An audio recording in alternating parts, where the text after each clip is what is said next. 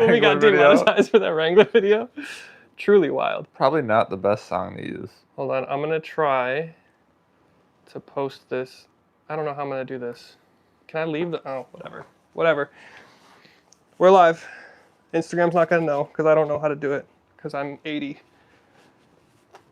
Welcome to people. Dude, we need to get sponsored by Menards. Menards. Would you decline a Fleet Farm sponsorship? You're not gonna wear the hat, but you're gonna drink out the mug? How much Menards stuff do you have? Just a little bit. Ow! Yeah. Oh, wow. Oh, is your heel all right? Why would I do that? Yeah. For those of you that don't know, that haven't seen, I had 5 stitches in my foot, and it's still healing. So that didn't feel good. First day of his Hawaii vacation. Yeah. Sadie and I went to Hawaii at the beginning of December. We were going to be there for 5 days, 5 nights or something like that. And we fly in, sleep. First day before lunch, I end up with a rock in my heel and a huge cut and a hole in the bottom of my foot. So then we went to urgent care later in the day, and they were like, you cannot go in the pool, you cannot go on the beach, you cannot go in the ocean, you cannot do any Hawaii stuff while you're in Hawaii. So that's what that was. But welcome to our 2025 wrap-up video. Yeah. We got a couple things we're going to talk about. We're going to do some housekeeping. So we want to plug our memberships. If you guys want to support us, we have memberships. I think it's like $3 a month to support us, which would be cool. If not, if you don't want to spend the money or you can't spend the money, I get it, times are tight, but a subscription is always great. Thumbs up, you know, with the whole bell thing. Subscribe. We also have merch, as you can see. I don't think that's available to the public. That's exclusive. But there is hoodies and t-shirts and stuff. It's downshiftmedia.us. And then there's going to be like a shop tab or something like that. The Champs hoodie is really good. Champion brand hoodie. That's like the tie-dye one. And then heavy cotton. The tie-dye heavy cotton shirts are excellent too. I really like those as well. You like heavy clothes. I do. Yeah. You're like, if it's heavier, it reads higher quality to me. I'm learning this about myself. And yet you're in a Lulu quarter zip. Yeah. The lightest of light. Yes, that is true. Which is actually really nice. He got me a maroon one because he knows that that's my favorite color. For Christmas. My favorite color. Also, housekeeping. We did some changes to the video schedule. You've probably noticed this. If you haven't, we're no longer posting on Tuesdays and Thursdays. We're posting on Saturdays and Sundays because apparently that's when, analytics says that we get the most engagement and the first 24 hours of each video is crucial. So posting in the middle of the afternoon on a Tuesday is less people on. So less people can watch. Everybody's got stuff going on. They're busy during the week. So weekend posting. We'll talk a little bit more about content plans for next year as we go. But I do want to talk about our biggest accomplishment this year, which is sitting next to each of us. We got our YouTube plaque, our silver play button. We hit 100,000 subscribers at the beginning of October. So thank you guys for all your support, everyone who watches, everyone who supports. I should probably get on the stream so I can see comments. Stand by, quickly. Should I not open it? I've seen it already, though. How do I watch my own live stream? Stand by. You wouldn't be able to tell, but I actually am in my early 30s. It would seem as if I'm like 90, just how I operate technology. I think you just go to your YouTube channel. I signed into a different account, and now I'm watching it on a different account. I'm skipping through a 8 Sleep ad. Okay. I'd actually do, if 8 Sleep is watching, if 8 Sleep is one of the 7 people watching, I would love a mattress topper, the little temperature regulation thing. Oh, we've got a few people on. Hello, good morning. TGH Platinum, I'm assuming that's Toyota Grand Highlander, Hybrid Max, or Hyundai Palisade Hybrid Limited All-Wheel Drive. That's a good question. I'm getting totally sidetracked right now. Yeah. Let's do this first and then get to questions. I will answer your question in a second. But we hit 100,000 earlier this year, and we got plaques, which is very cool. This is the box that they come in, and they've got a little literature in there, business card, little fluff, fuzz, and here they are. They're kind of, metal plated? Yeah, they're different. I think they've like switched up the design from when YouTube initially had launched, but they're still really sick. They're very cool. If I could I'm incredibly grateful that I get to do this job, and I get to do it with one of my best friends. And all of you that make that happen, I'm incredibly grateful for it. if I'm going to complain about something real quick, it's that this is too light. This is like particle board wrapped in like aluminum. I think they just have like a nice aluminum finish on it. If I didn't know that had we gotten to 100,000 faster, I would have got a nicer one, I wouldn't complain about it. But since I know that like 2 years ago, these were like solid aluminum. Yeah. The old ones are pretty sick. Out. But do you think if you hit like 1 million, or what's even the next milestone where they give you a plaque? 1 million is the next one. I don't think you get anything for $250,000 or $500,000. Didn't they used to give some out for 10K? No, but if you have a really nice grandma, she'll make you one. Your Nina, or what's her name? Shout out G-Dog. Nana? Nona is a cool name for grandma. Yeah, Nona. The Italians have a cool name for grandma. Yeah, they do. But yeah, thanks again to everyone that's gotten us to 100K. We're super thrilled, and now people will take us more seriously because we have a little check next to our name. What's next on our agenda? Chapters. Yeah, I wanted to kind of reminisce. I get very nostalgic at times, so I kind of wanted to reminisce on some of the chapters of how we got to 100,000. A lot of people don't know that this channel started as like an online written article publication. It wasn't that for a long time, but that's how it started. Mm-hmm. It was like downshiftmke.com. For those of you, MKE is not Mike. I was called Downshift Mike for like the first year that the channel existed, and the idea was if I throw MKE in there, the people from Milwaukee will know, they recognize, and they'll respect it. They did not know, recognize, nor did they respect it. They just didn't care. There was no local clout, nothing. Yeah, no local community. Now, granted, I probably could have been more engaged in like going to car shows and stuff, but anyway. But it soon turned from written articles to making very bad videos, and then the videos eventually got better.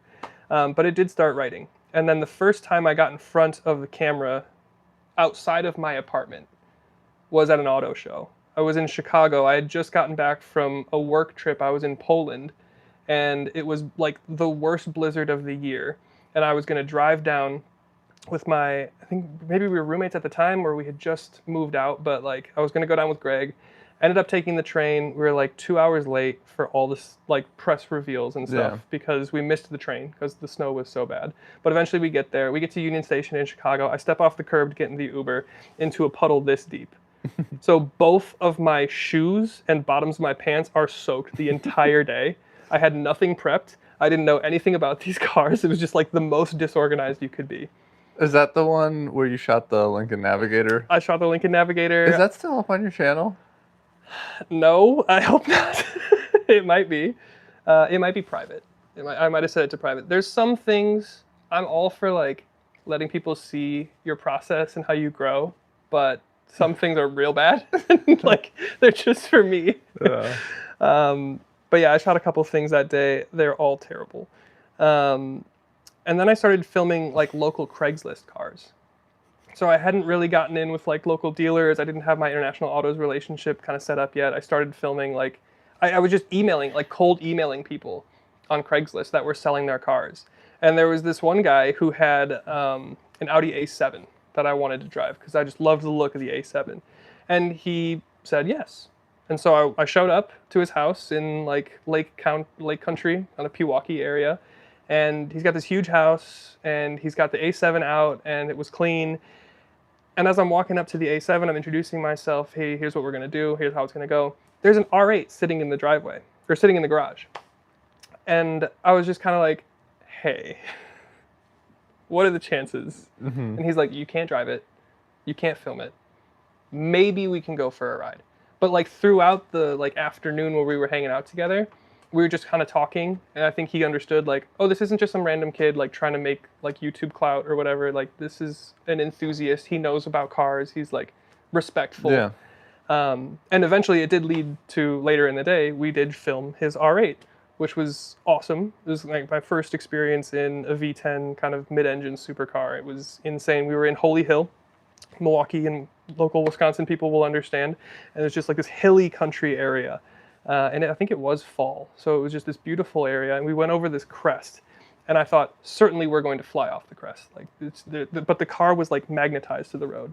It was so cool. Do you still talk to him? Not recently, but for a couple years after, we did kind of exchange a little bit. Other Craigslist cars, there was like a 428 Grand Coupe BMW that I shot at the lakefront.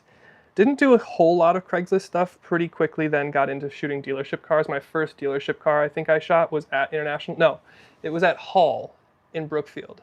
There was some Volkswagen stuff, and I had a Passat at the time, so that was my in. Yeah. But then I was also, I sent a cold email to International Autos because the Alfa Romeo Giulia Quadrifoglio had just come out, and I was like, that would be so cool to film. I 100% thought they'd tell me no and to screw off, but they were like, yeah, come and film the car. So Sadie and I went down, and she was in like the back seat as I'm like trying to rip around. Like at one point she hits her head on the side of the door because we were in a turn.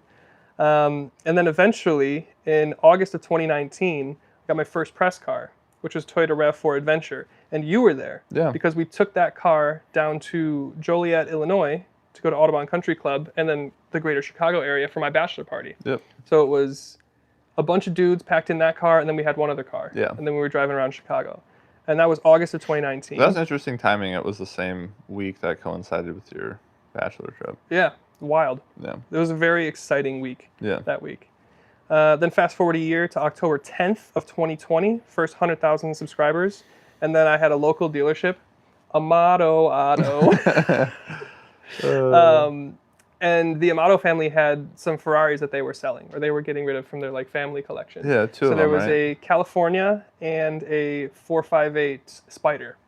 And I got to do a piece on each of those and drove both those cars in a day, and it was still to this day one of the more special days that I've ever had. My dad was there, Sadie was there. I don't think we tried to maybe shoot something with the 458 and a Hellcat, just like the most obscure comparison video, and I think I had gone down to the dealership to see if we could still shoot like later that week. Something was wrong with the car, I think. And then the Ferrari into, I don't want to say typical Ferrari fashion, but it's a fragile car. Before working. The next milestone you have on here, I remember helping you shoot, it was before this. Yeah. An LC 500 versus an M850. M850. Yeah. And that was super fun. You also, that was LC 500. So that was pretty quick after the first press car. So the first press car, August of 19, that was the RAV4. I think the LC was like October of 19. And we went to International Autos and got the M850 and then drove around like New Berlin in an LC 500 and M850 thinking we were the coolest cats on the road. It was super cool. It was though. awesome. And then I also remember filming another, I thought it was like a three-way. We did. Three-head. We might have done that. I know that you also helped me film a GLC 63 versus X3M. Yes. That was a fun day. You helped me with a bunch of stuff. Yeah, before I was like officially on the channel. I remember, I don't know why I remember this vividly. This was later on, but we were filming the Supra versus 440 or M440i, and there was a rock that got lodged in the brake of the Supra, and it was making this horrible scratching sound, and I was panicking. I thought something was like catastrophically wrong with the car, and then you went out and you got the rock out, and then you're like, just drive forward, and it didn't make a sound, and I was like, you've just saved my life. Yeah. I could have had like cardiac arrest. Yeah, you were having like a panic attack about that. A rock got stuck behind like, I don't even know what you would call it, like the brake protector. It was like the caliper housing or something. Yeah, it got like lodged in like the housing of the brake.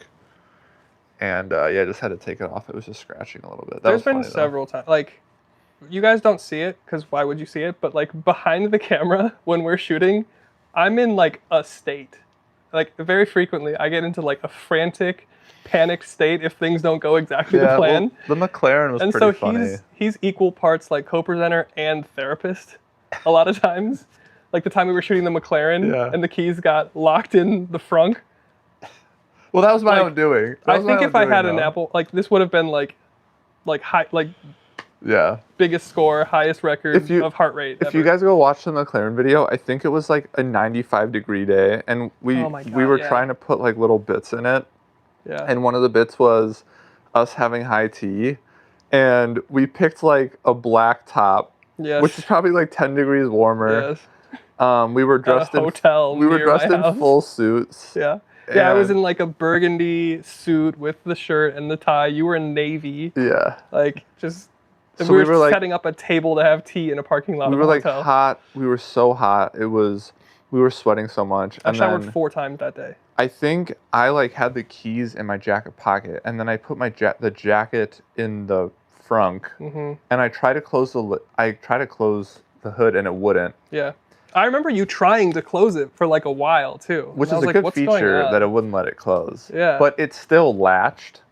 Yeah, it did like that hood thing where if you pull it once and then you have to like, get your finger under there. But I couldn't get my finger. We had to use a screwdriver. Yeah, but we finally got it. Which sounds horrible. On the McLaren.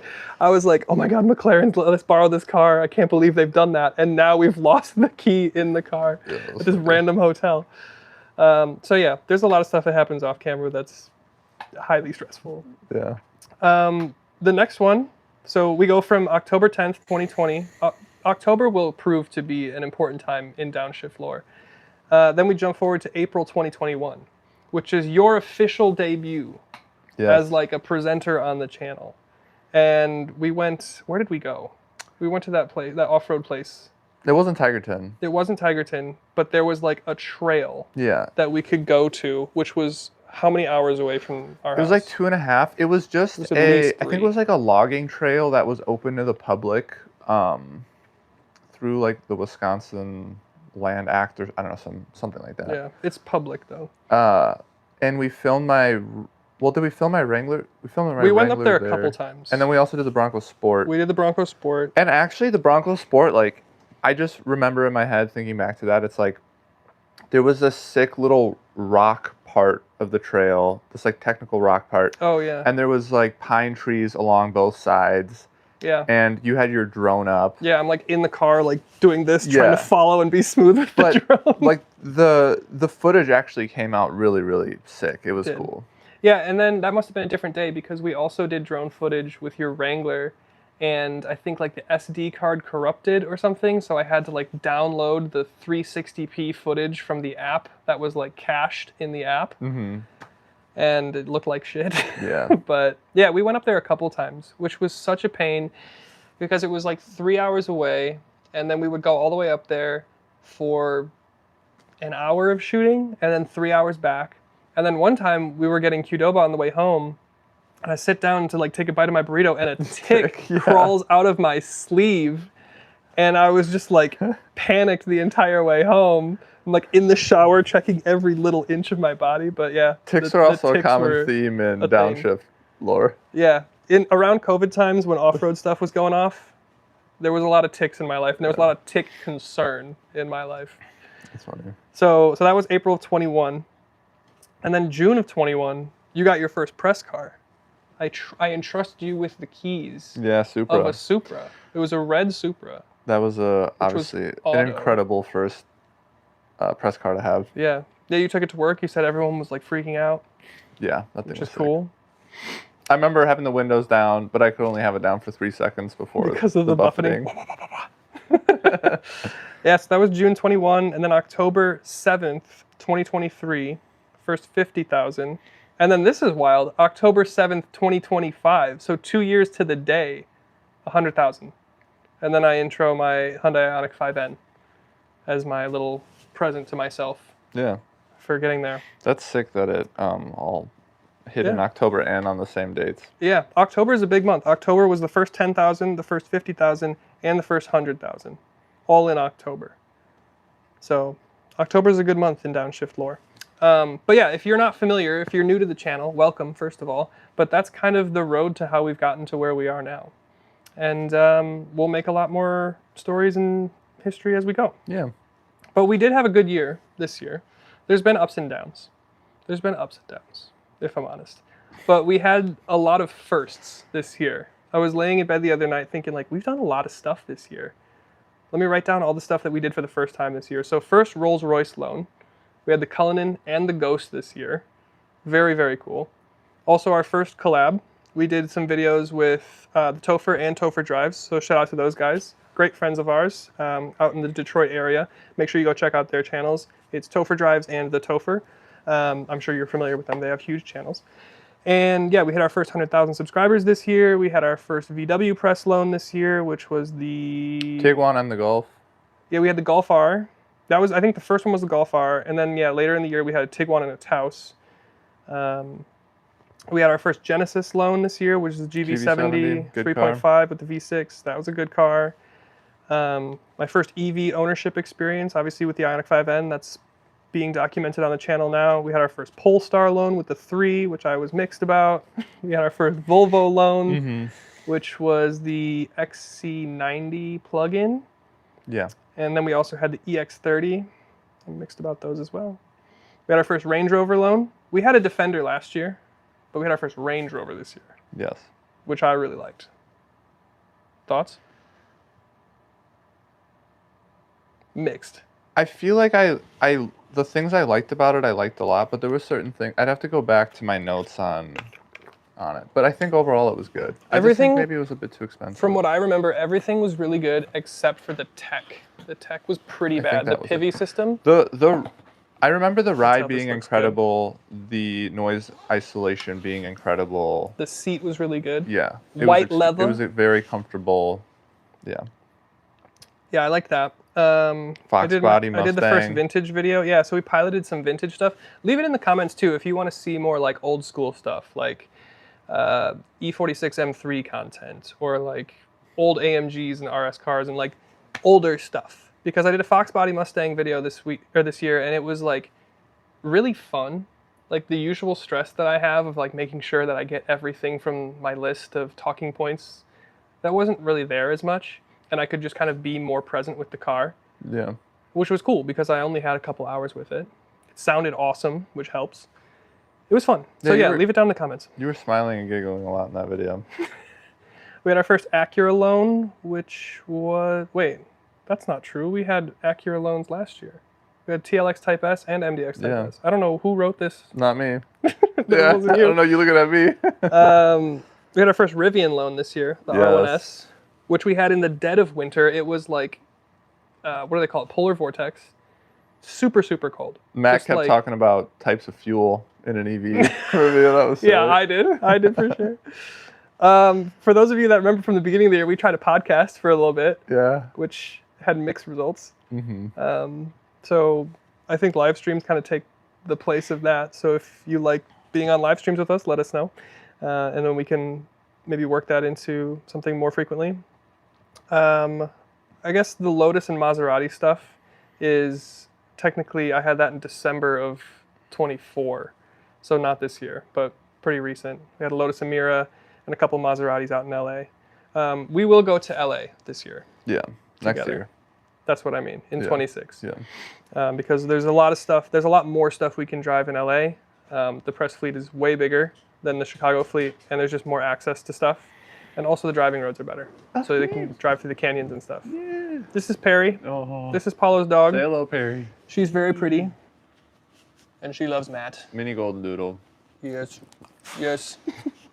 Okay, why don't you lay down? Hi there. Come on, lay down. Lay down. Should we take a couple questions real quick before we get into the awards? Yeah. Our cars of 2025. But I also added on there best memory and worst memory.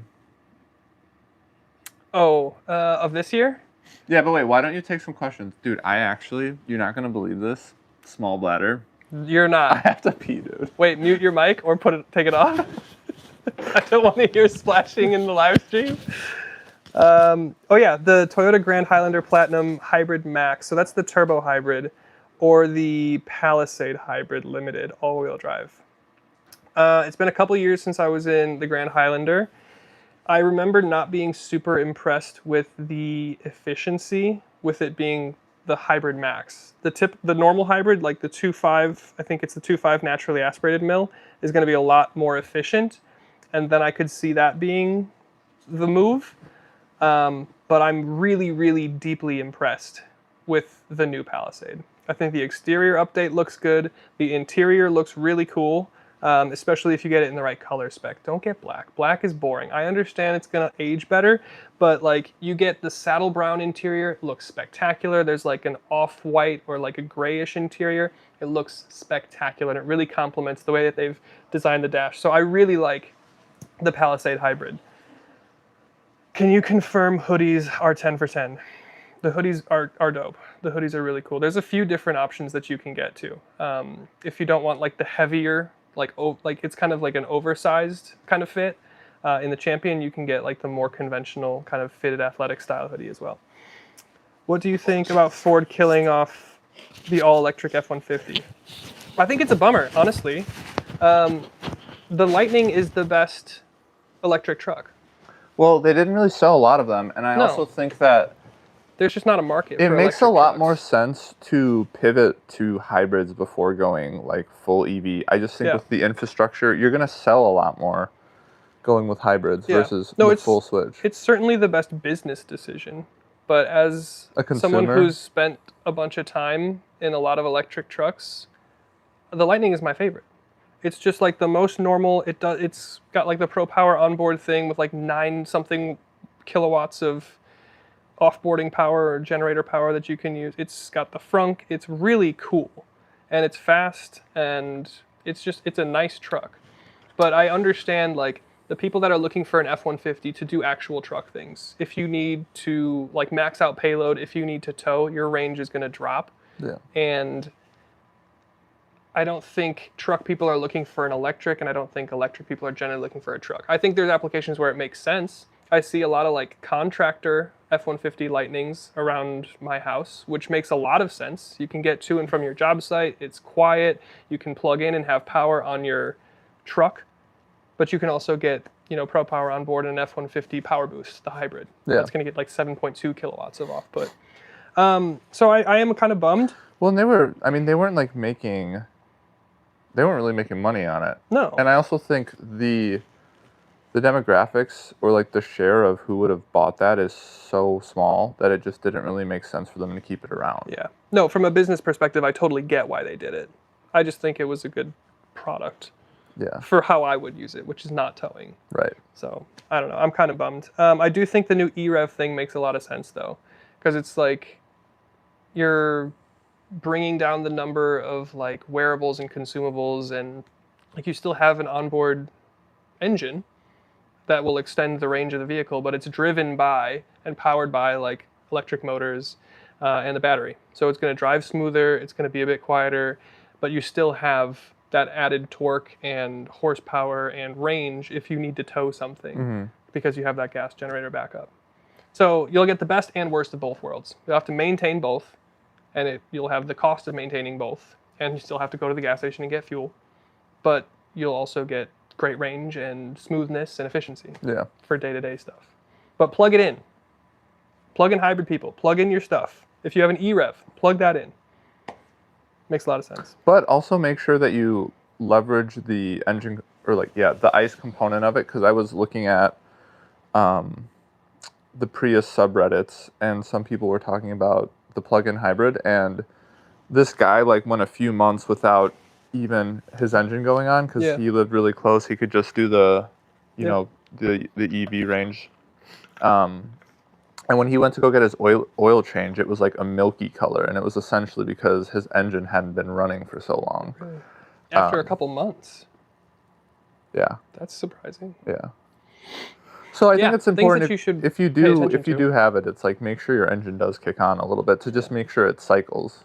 Yeah. Yeah, that makes sense. Yeah. I would say, because I worry about gas going bad. I didn't think about what's happening to your oil if it's sitting there.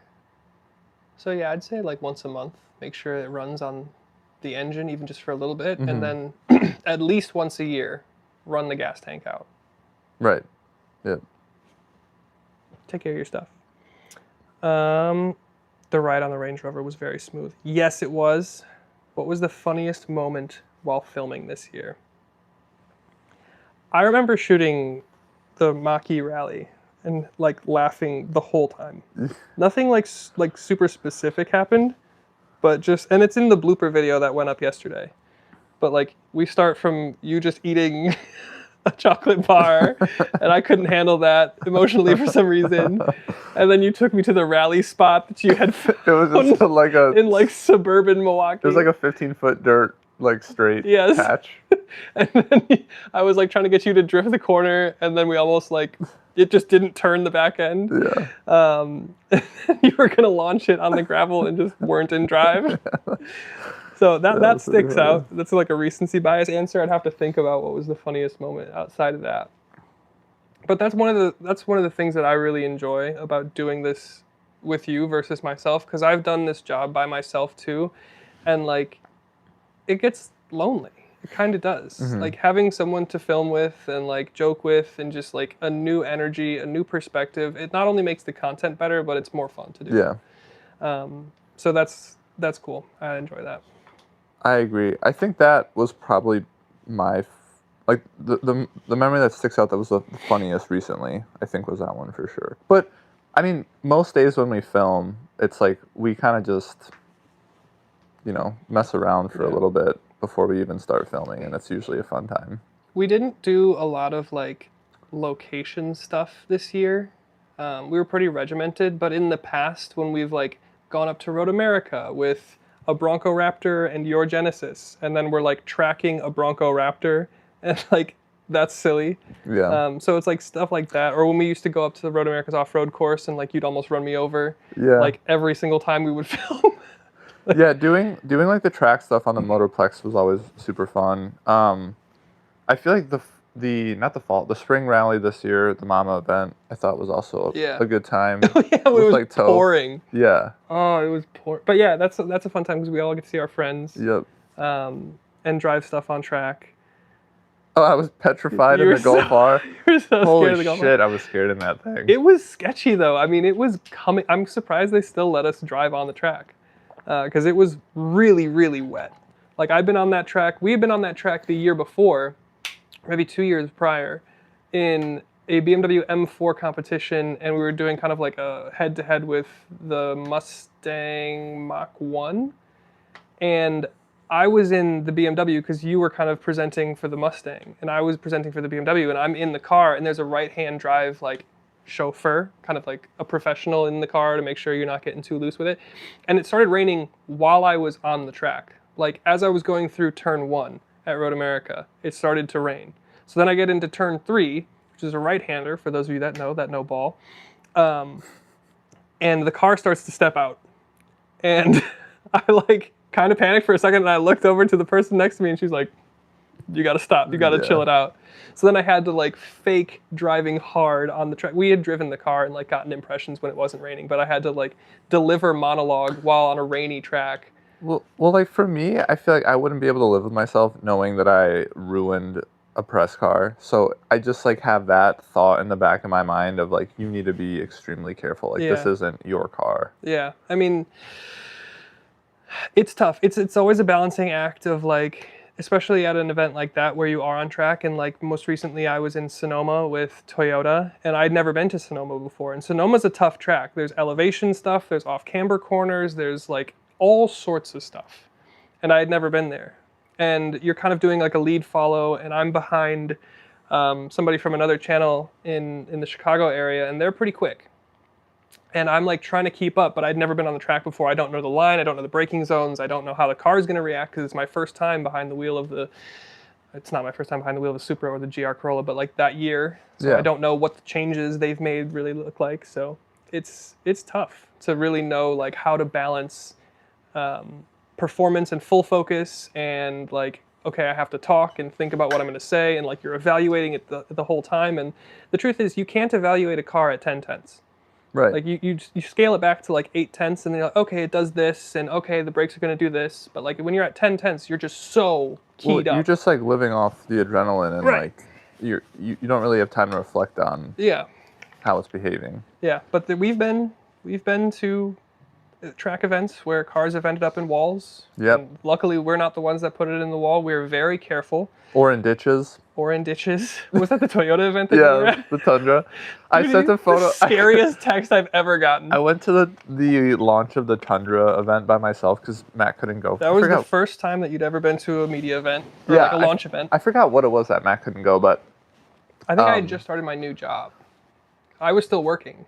I think you're right. Yeah. And unfortunately, someone had put a Tundra in a ditch, like a pretty serious ditch. Like they had to get another tow vehicle to get it out. And I was convincing Matt that it was me that had did it. He does this all the time where he'll send me a picture of something bad that's happened and be like, dude, I did this. They're so mad. And I'm like, what? What's going on? But I feel like now you caught on. Like now you don't get phased anymore. I don't fall for it as much anymore, but especially earlier on. Yeah. When you sent me that picture, I was like, my first day or two at my new job, I'm like already kind of stressed and strung out. And then you're like, dude, I just binned a Tundra. I just like rode off a Tundra. And I'm like, what? Toyota just started liking us and inviting us to stuff and you did this? So yeah, it's there's fun stuff. There's fun stuff. Did you answer your best memory and worst memory? From this year? Yeah. I'll throw you an idea for your best memory. Yeah. How could it not be driving the convertible LC on Road America? That was good. Yeah, there was a few good ones. That was a lot of fun. When we got to, I'm sure you guys haven't seen it because only like 4 people have watched the video, but we got to go to Road America for the IMSA weekend with Lexus. So we got like the behind the scenes at the Lexus hospitality. We got to interview the drivers. It was the coolest experience, just like really, really special. And as part of the experience on the Saturday that you went with me, I think it was Saturday, we got to take the car out on the track. It was like a Lexus parade showcase. Yeah, so everyone who's part of like the Lexus Corral, Lexus Owners Group, whatever, you get to do parade laps. So it's not like 10-10, so you're not in a helmet. We're in a convertible LC. But just being on like my home track, in my like favorite car, with the top down, hearing all of that V8 with my homie at like the cool event of the year, that was super, super cool. So that probably is that's probably the best. Also driving I was bummed that you couldn't stay for the spring rally this year because you were there on the rainy day. But the next day was autocross and we were just thrashing cars on the little track. And it was like sunny and bright and nice and fun. Yeah. It was just fun. You had fun with Toph. Yeah, with the Topher boys, and so that was fun. If you couldn't be there, I'm glad I got to hang out with them. So yeah, that was really, really cool. Worst experience, probably watching the views from the Lexus video come in. I put so much work into that piece and like no one watched. I think my worst was the Jeep Wagoneer S. Oh, that was the last car we had this year. Yeah, just like the experience that I had with the range that we were getting from the EV. I think because it was cold soaked or something. Yeah. Yeah, so that video hasn't come up yet, but that car got dropped off at my house on Tuesday. I wasn't getting home from Hawaii until like Thursday. So you were going to pick up the car and take it to work. So it's like Wednesday morning, you're picking up the car, and the car has been sitting over, or maybe it was Thursday, but the car had been outside in like 10-degree temperatures for 2 days, let's say. So the battery, the motors, everything is totally cold soaked. Like it was covered in frost when you got there. I picked it up on a Thursday. Yeah. But it had 44% battery. I drove 19 miles and it dropped down to 28%. That's sketchy. And then by the time I got back, it was at like 10 or something. Yeah. So essentially, if you do the equation, it was like 1% equated to a mile. That 40 miles. And it's a 100 kilowatt hour battery, so like you're getting 1 mile per kilowatt hour. Yeah. Like on a normal, like my Hyundai Ioniq 5N, which is by no means the most efficient EV, even in the winter, sub-freezing temperatures is getting 3 miles per kilowatt hour. So the Jeep Wagoneer S getting 1. Does that have like the heating? Mine has a heat pump. Does the? I don't actually know. But anyway, I guess so. Bad experience for me. But then when Matt was using it like regularly the rest of the week, it says the Wagoneer S comes with a heat pump. It was getting a lot better, I guess, kilowatt per hour. Yeah, because I was putting it in my garage. Yeah.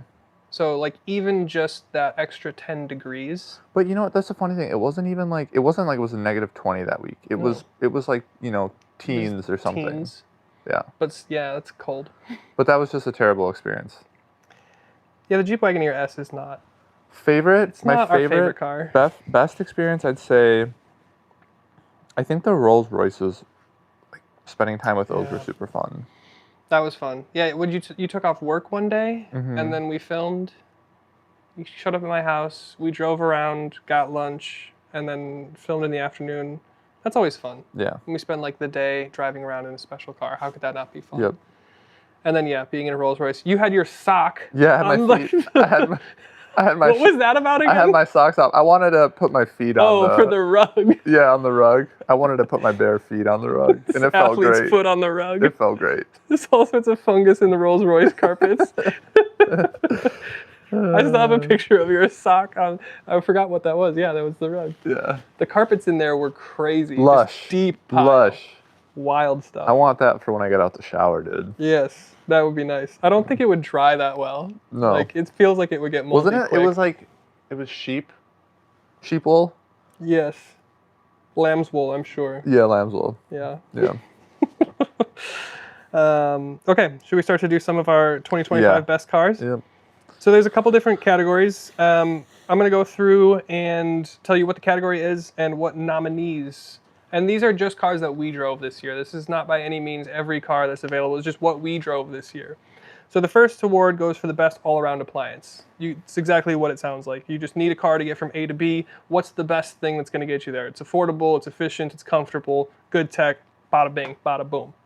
First thing, Mazda CX-50 Hybrid. We drove that this year. Forester Hybrid, Civic Hybrid, Hyundai Palisade Hybrid, Ford Maverick Hybrid, VW Tiguan.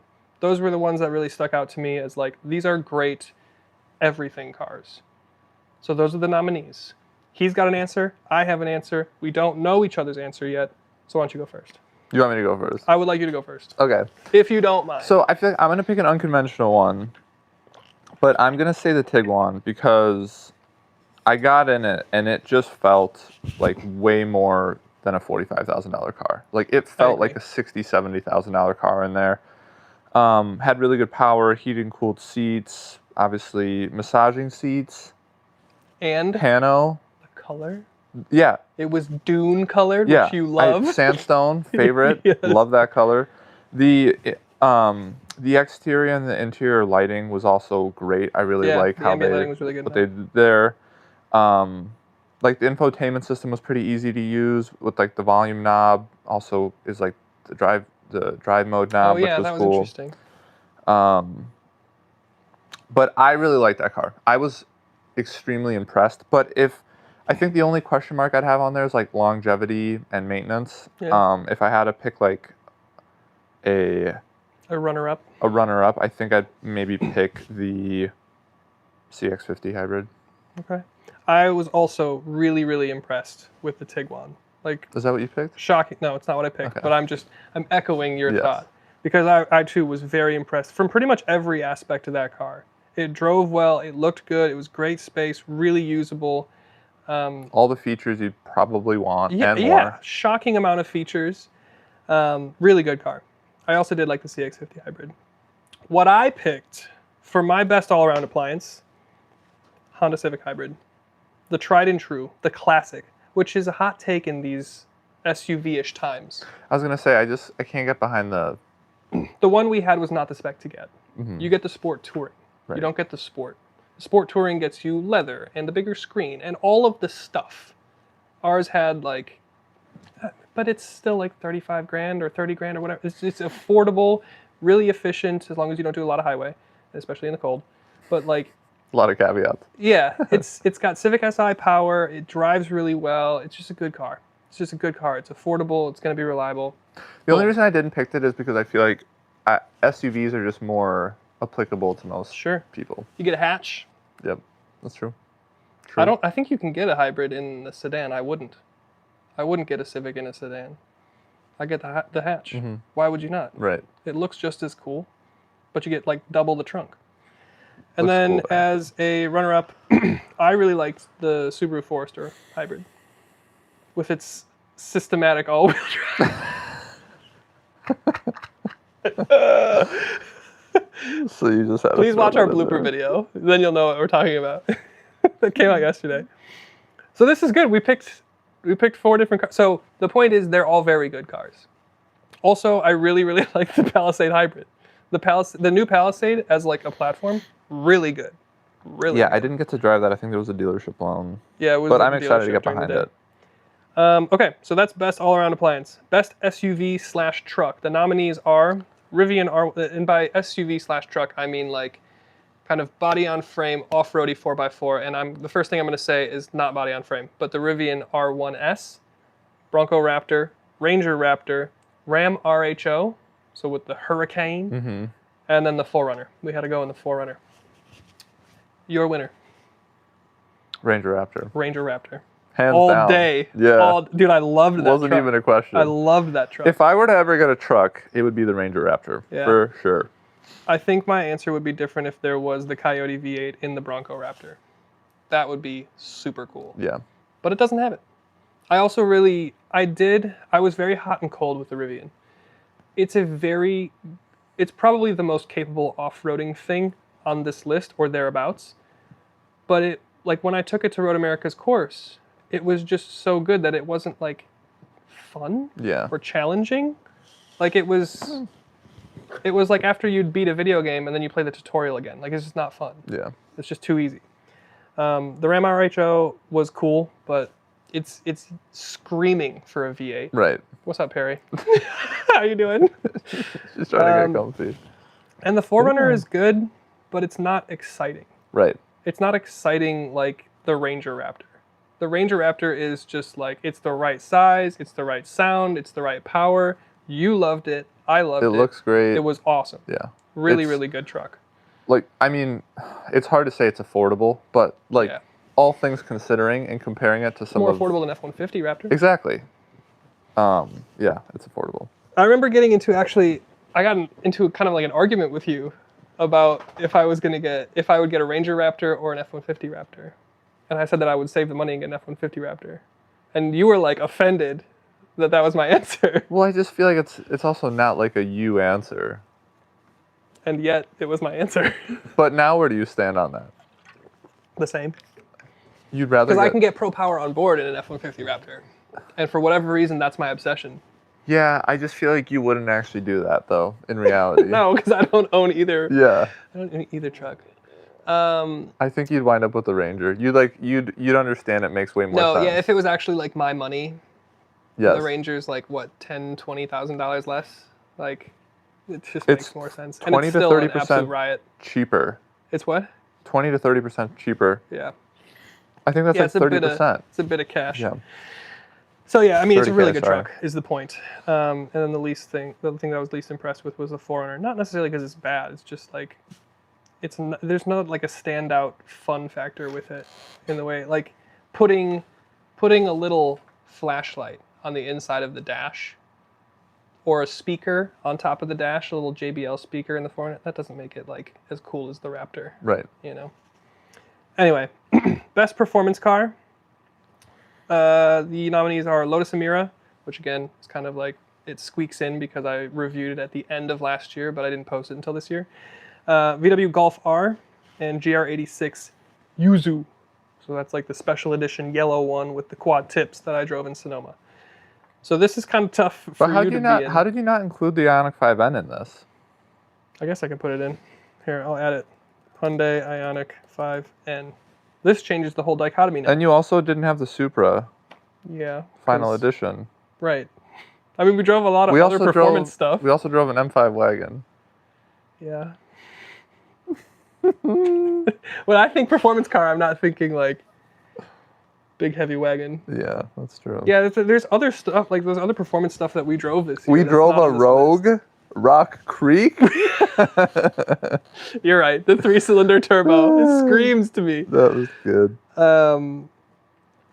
I took myself out of this vote because I didn't drive the Lotus Emira and I didn't drive. Did I drive the? I didn't drive the. You've driven other GR86s. Yeah, but not the Yuzu. They're the same. This one just sounds a little cooler and is yellow. So, if you want to levy an opinion, feel free. Now is the time. Or if you want to throw it to the Ioniq 5N, that's an option as well. Well, I like the Ioniq 5N. I just didn't. I had it when you got your new tires. Yeah, the all seasons, and the Kumos. There's obviously just a lot more understeer. Yep. The steering is also a lot looser feeling. The only one I'd comment on is the Golf R. I think to both of us was like more impressive than we thought it would be. I was blown away by the Golf R. Like I knew I would like it, but I loved that car. Yeah. I talked about it for weeks after. They did a nice job. I think I annoyed you with it. Yeah, I really like the Golf R. If it comes down to like the best performance machine, like the thing that you get in and like go for a drive in, how could it not be the Lotus? Right. Especially because there's also probably environmental bias that I had because we're driving Golf Rs on Midwest roads, straight 90 degrees, straight 90 degrees. But I drove that Emira through the canyons above LA, and those are like some of the best driving roads in the country. So, but also it is just awesome. It's just light, it's tossable, it's fun, great manual. Doesn't auto rev match for you, so like you got to earn it. So you feel like you accomplished something driving it. But as like a daily performance thing, I really liked the Golf R. And then I guess I kind of kept the Ioniq 5N out of it because we drove it last year, but I do have one and we drove it this year again. So I love my car. Yeah, great, but I think car. Lotus Emira, really, really fun car. Best EV nominees are BMW iX, Tesla Model 3, Cadillac Optiq, and Hyundai Ioniq 9. Your thoughts, sir? So I really liked the Optiq, but I picked the iX, of course. How could I not? The iX is the right choice. Probably one of the best SUVs I've ever driven. Yeah. It is so good. It looks great. Great tech. Wait. It does, dude. We had, okay, maybe I'm biased because it's sand dune color. It was literally called Dune too. The rear 3/4 panel and the rear, and honestly the front's growing on me too. I think the new facelift looks a lot better than the old car. I really liked it. It was probably like when I think of like what car would I actually want to get next, like that's an SUV, I think of that one. It was really good. You should get the iX3, the Neue Klasse. I want to drive that one first. Yes. But that takes everything about the iX and makes it better. Probably not the ride. It probably doesn't have like the self-leveling rear air suspension or whatever we had. But yeah, that was great, great car. It was good. Really impressive. Is that what you picked too? Yeah, really impressive efficiency even on the highway, which as we know for EVs is tough. Just all around. And I think I said it in the video, like this is the best EV. Like this is the best all-around EV. If you can swing the money, this is what you should get. You know, I actually see a ton of them. Like I think they sell really well too. Yeah, if you pay attention and you're looking for them, you'll see them. I see a lot of them. You'll see them quite a bit. So there's a lot of smart people out there with iXs. They're a really good car. The whole car is made of like carbon fiber, so don't crash it. That'll be expensive. Right, yeah. But like, it's a great car. Yeah. Tesla Model 3, good car, but absolutely loathe the turn signal situation, the buttons on the steering wheel. Hate it. Hate it. Cadillac Optiq was really good and at a decent price. I was impressed with the interior. We had a really nice spec. It was all black outside, but then like a nice saddle interior with like recycled newspaper center console. It had like some wood patterning to it. I thought that was really cool. It was quick too. Yeah. It was a good little car. Yeah. Cadillac makes some good EVs. They just need to put freaking CarPlay in it. The Lyriq is really good too. The Lyriq is very good. I think there's a Lyriq V in our press fleet right now. So I'm hoping that we get a chance to have a go in that. That would be sick. We were supposed to have a Lucid Air on Tuesday, but that got pulled. Hate to see it. We'll get it in the beginning of February. But I'm very excited to try that. I'm very interested to try it. And then the Ioniq 9 is just good. It's just good. It looks kind of weird. It's not my favorite looking thing, but it's just good. Yeah. It's an electric Palisade, but a little bit tighter. And as you guys know, I like the Palisade. All right, coolest car. This is kind of like a novelty thing, just like vibe. So also if you've got other nominees that weren't on here. I put ID Buzz, electric G-Wagon, Audi RS6 Performance, because obviously, and then the Fox Body. Didn't really know what to do with this category. But I like your options here. I didn't drive any of these. Oh, yeah. Let me guess which one you're going to pick. I don't even know which one I'm going to pick right now. What? Shouldn't you have like maybe thought of that? Yeah. Okay. But I keep going back and forth. Well, I hope I don't like give you bias. I feel like I remember you talking most about the G-Wagon. I really liked the G-Wagon. I'm going to say it here. You can clip this, you can put it on social media, you do whatever you want with this. The electric G-Wagon is the best G-Wagon currently on sale. It rides the best, it's fast, it's smooth. It's what everyone who buys a G-Wagon actually wants. It's incredibly capable off-road, and it synthesizes V8 sound, like pretty well. I think the people that actually buy G-Wagons, what they want is this, but they will never buy it. Is that what you picked? The one that I drove, I think, is still on the lot over at I8. Really? I think so.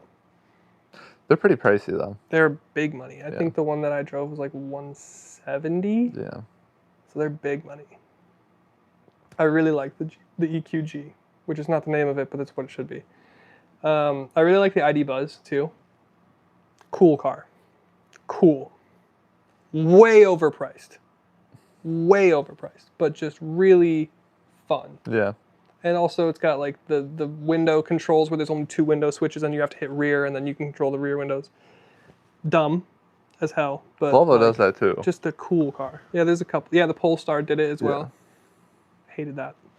RS6 Performance, just cool. So which one are you picking? Did you pick one? I think I'd pick either the G-Wagon or the Buzz. I really like that G-Wagon, but it's unobtainium for most people, so the Buzz. The Buzz is going to be like 30 grand in like 2 years, and then they're never going to bring it back. That's what I've been hearing. So you have a collectible there. I think in like 10, 15 years when like the general population is more into EVs, and if they actually don't bring it back, you're like the only person that has. Well, I want to know how it's going to work because in America, like, with battery technology advancing as fast as it is, like, are they going to support these things? 5 to 10, 15 years from now, when the battery advancement looks like so different. I also think about the Lightning. Like, if they stop making Lightnings, how long does support? How long does Ford offer support for the Lightning? Yeah. You got to think there's some sort of like decent amount of runway for that. But, I feel like a lot of companies... I would expect at least a decade. A lot of companies stop making service parts, so then you're kind of forced to buy new. This is unfortunate. Yeah, that's certainly something to think about. And it's not like they sold a bunch of these here, but they sell better because they're cheaper and they have a shorter wheelbase one over in Europe. So globally, you can still get parts. I've hardly seen ID Buzzes. When you were in Spain? You didn't see any? Here I'm saying. No, because they're 75 grand for all-wheel drive. Yeah, they're insane money. I did see one in Hawaii that was on all-terrain tires. Was it sick? And I was like, my guy, you start with 200 miles. It was cool though. Yeah. And then you put these They're probably not driving that far, dude. No, I mean it's an island. Where are you gonna go? They're driving like 5 miles. To go all the way around the island, I think you could easily go all the way around the perimeter of the island on a full charge. Yeah. Probably even with those mud terrains on. Right. It was wild to see an ID Buzz on like all-terrain tires though. It was wild. Worst car of the year. The nominees are the Volvo EX30. Sorry, Marquez Brownlee. Jeep Wagoneer S and Lexus LS 500. Yours? EX30. EX30. Yeah. Because I was thinking it couldn't be the Lexus. The Lexus isn't a bad car. It's just not competitive. I would still drive that. And I thought, like, you'd think maybe the Wagoneer S, but, we got it to perform better once we actually, like, used it more frequently. And I could actually see once myself you start using it as, like, the car you own. I could see myself living with that. Yeah. The EX30 I honestly dreaded driving it that week. Like, it was such a pain. It was so intrusive. There was no buttons for anything. The driver assist features were so intrusive. The button layout sucked. There was no buttons for anything, but the buttons that were there, it was like multi-use. There was like 7 uses for each button. It just didn't make any sense. It didn't really ride that well. It didn't look cool. It didn't handle. It had like 400 something horsepower, but it handled kind of sketch. I feel like I got a lot of torque steer. Yeah, it was very loose with the steering. You get on power and it would buck, and then you're like, oh. I just hate when it's like they were designing things for the sake of design versus like usability, like form over function, basically, or. Yeah, form over function. So style versus substance. And that pissed me off. Yeah. Yeah, I think, and also just tariffs ruined it. I mean, that car was 50 grand. At 35, 40 grand, it's a lot more compelling. A lot more. There was some novelty to it. Like, I was pretty impressed with the way they used space. It was actually like, could kind of be a usable back seat, not for adults, but if you have kids, you could easily use it as a back seat. The trunk was reasonable, But it was just, the tech and the user experience was just... Yeah, the glove box was in the middle. That was kind of cool. Yeah. I had here that it had surprisingly good headroom in the back seats. But you couldn't dim the panel roof, and like it got hot. Yes. Yeah, you're supposed to go to the dealership and buy some sort of like suction cup thing. What are we doing, guys? This is Volvo. Yeah, I was not super impressed with the EX30. I wasn't. There was a few cars this year that I was kind of real hot and cold with. Yeah. But yeah, the Wagoneer S, I would like to give the Wagoneer S a fair shake by having it again in like the spring. Mm-hmm. But that would require me to spend another week with the Wagoneer S, and I'm not gonna. Right. I'm not gonna do that. So sorry, Volvo, you had the worst car of the year that we drove. That's kind of it. That's what we had for our awards. Going back to the comments. Kaylee asks, will either of you get a new car in 2026? Kaylee's my wife. She's asking this probably because she's so... Yeah, let me get some answers while you're on camera. Yeah, I'm usually... Yeah, I've had a history of buying a new car every few years. No, I certainly will not be. You certainly will not be? No, absolutely not. Wow, but you're paying cars off this year. Yes. Hey, attaboy. Fiscal responsibility. We promote fiscal responsibility on this channel. Yes. He says as he bought the most expensive Hyundai that you can get. I don't think so. The only thing that I can't get rid of mine. So the only thing that would happen is... Sadie gets a Maverick. Is maybe Sadie gets a Maverick, depending on life things. And that's kind of the only thing that could happen. I mean, I'm in my lease of my Ioniq 5 for 3 years. I'm thrilled with it still. I've had it since August, and at the end of the year here, I still absolutely love the car. So I don't think I would get a new car. I'm not a never say never type of person, so we'll leave that door just slightly ajar, but it's unlikely that we end up with new cars. What content can we expect in 2026? I want this to be actually more of like a conversation, actually, because I want to hear from you guys what you want to see. I've got a list of stuff that I want to review this coming year, which is actually just a carryover list of stuff that I didn't get to this year, but there's gaping holes in our content, and they're 911 shaped and they're Corvette shaped. I'm not even just 911, it's Porsche shaped in general. Yeah. We've got like one Porsche video on the channel. Macan, we had the GTS. Macan. I don't think we've driven any other Porsches on video. Didn't you drive like the... I've driven Caymans and stuff. I don't know if those are still on the channel though. I did a Cayman review years ago, like at the very beginning of the channel. I thought you did another... Oh, Taycan. Yeah. I did a Taycan versus... That was like a quirky... I was going to do like V8 versus battery comparison. So I had like AMG GT versus Taycan Turbo. Yes. Which... Who would watch that video? But, and I don't know. So, yeah, I guess we've driven some Porsches, but we need to do more Porsche stuff, and especially their sports car stuff. And Corvette, I still want to drive the C8. 911s. I feel like you hear such good things about it. We're the only channel that pretends to take itself seriously that doesn't have C8 content. We're the only channel. We need to go drift It came drive out in one. 2020, dude. I know. We're 6 years late. How is there not a dealership? Hall? Amato Auto? I'm sure we could get one. It's just that it's never in the press fleet. And then when we travel, it's never available. But there's like 5 spices of Corvette now. You can get the base Stingray, you've got the E-Ray, you've got the Z06, you've got the ZR1, ZR1X, I guess. And now they're bringing out a Grand Sport. So like, surely we can drive something. Right. So this is what we'll drive when we go to LA. We'll get some Corvette stuff. And Blackwing. Blackwing. Blackwing is the other one that really stands out. Yeah. CT5V Blackwing. I really, really, really, really, really want to drive that car. Something 100 horsepower. Insane. Supercharged V8, 3 pedals. Sounds kind of sketchy to drive around the canyons, but like really fun. Yeah.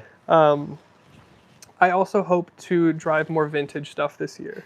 So old European stuff, old American stuff. So yeah, leave it down in comments of videos what you want to see. How are we planning on doing that? Just whatever's around. Reina is a dealership right next to you that has a bunch of like quirky stuff. They got like a Brabus G-Wagon outside the other day, and I was like, that's insane. That could be kind of cool. They've got like old Ferraris, old Porsches. They could be good friends of ours. Yeah. So we'll go talk to them. Yeah, so that's some of the stuff that I have on my list. But if you guys have anything else that you want to see, certainly leave it down in the comments. We'll still continue to cover a lot of the like regular mainstream cars, like the everyman, every person kind of cars. Your hybrids, your affordable stuff, your SUVs, your family stuff. That'll still be kind of a main staple of the channel, but we hope to drive a little bit more fun stuff. And then potentially if we get out to LA, maybe we can drive some exotic stuff. Maybe we can get into an Aston. We've been in McLarens before. Maybe we can get a McLaren for a couple of days. I have on my bucket list to drive a Lamborghini this year. We'll see what that turns out as. I feel like now that we're at the 100,000, maybe we have a little bit more clout to be like, yeah, we're reputable journalists. Right. So we'll see.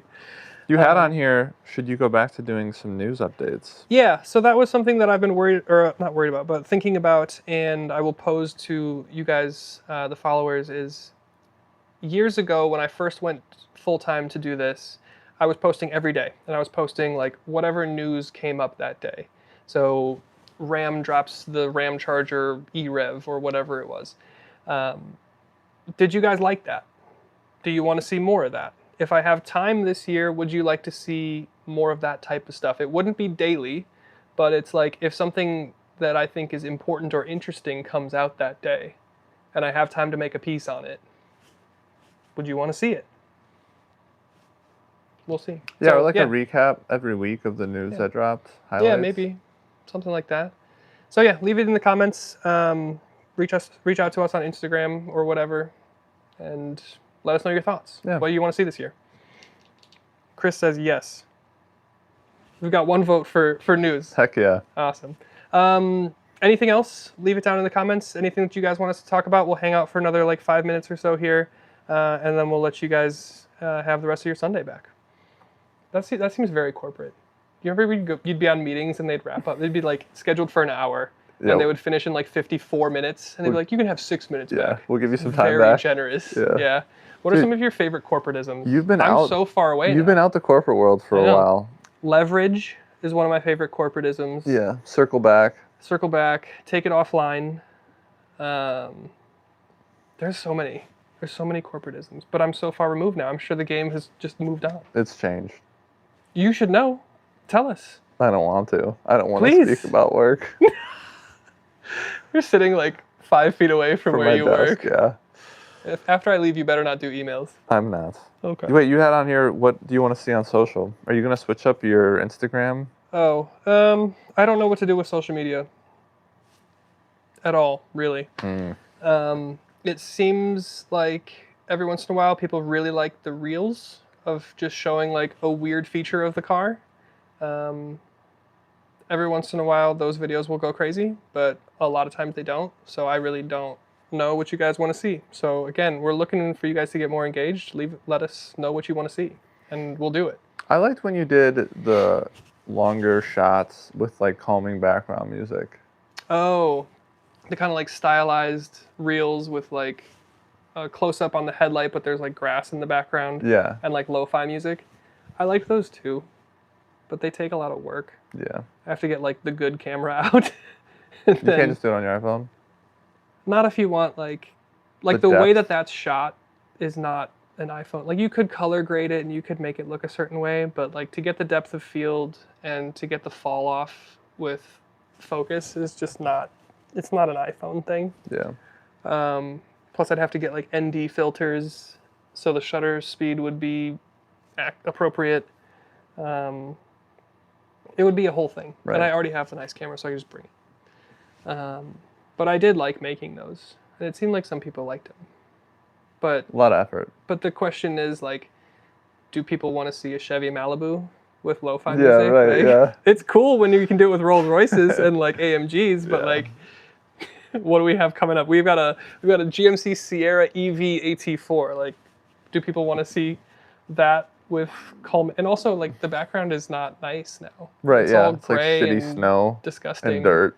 So, it's tough. It's tough. Gray skies. But I did like making those. So maybe we'll see. I don't know. Maybe it's a mix. Maybe it's a hybrid of a bunch of stuff.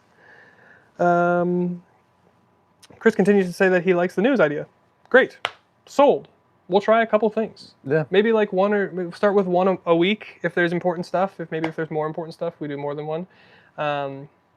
Set up that studio again in the basement. Thanks for letting us know, Chris. I appreciate it. I enjoy the on location videos when you're able to do those. Oh, so like the short form when I'm like in the park and like showing a feature or something. Katie likes the shorts. So it sounds like we have to keep doing shorts. Mm-hmm. Okay. I think Kaylee stumbles upon your YouTube shorts. It's like the people that I know in my life that don't actually follow the channel, but they've like subscribed because they're being nice to me. And like they don't know, because I don't post social media stuff or short form stuff of everything that we do, but like every once in a while I'll post up and they'll comment on that, so I know that they're seeing that. Right. So it seems like I should continue to do it. Yeah. Okay, well this is good. This honestly does help focus, effort, and resource management into 2026. So thank you guys so much for sticking around with us. If you've been here the whole time, thank you. Yeah, thank you guys. Yeah, anything else, drop us a comment in any video. I see pretty much all those. Leave us a DM on Instagram at Downshift Media. And we've also got an email on the channel. It's on the About tab. So if you really want to get in touch with me, that's my personal email, and I'll check it every day. So thank you guys for everything. Thank you for getting us to 100,000. And we'll see you in 2026 with some hopefully exciting content. Yeah, bye guys. Have a good Sunday. Now I got to figure out how to get out of here without messing up my heel. Yeah, this couch kind of swallows you alive. It does. You sink into it. Bye, everyone. Bye, guys.